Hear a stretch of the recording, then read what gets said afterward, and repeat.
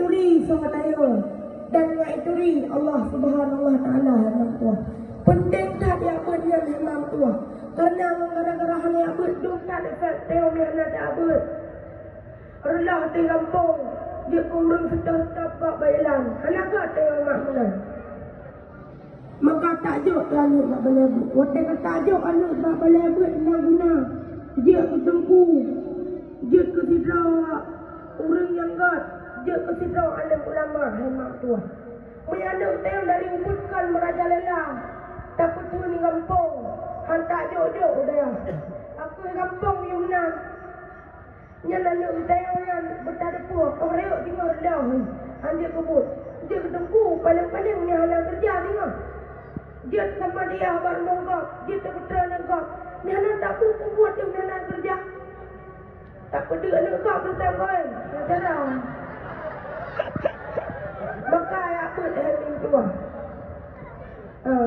Dia tahu yang mek lauknya yang anak-anak yang aku. Nyampak kita kopi tu. Hanya aku buat dia. Maya, otak datang lah tu kan. Kayak depan dia nak dia. Kopi. Nyam lah. Ayo.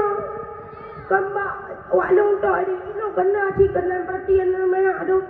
Yang gigli papai yang malam. Salah tu lah.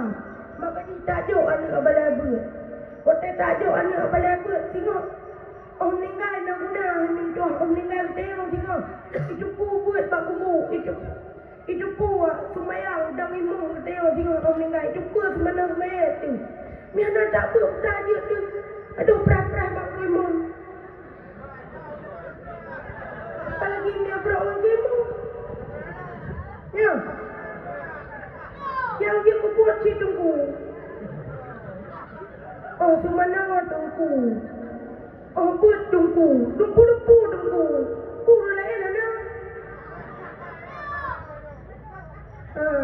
Maka dia amin tua. Penting tak ya, Bu? Nyomi anak terasa lenggah, Bang. Enam tahu kan biu kerana anak pegang pun. Tak ni nak pegang. Ada baru. Ya, amin tua. Dia nak enak tahu. Assalamualaikum warahmatullahi wabarakatuh.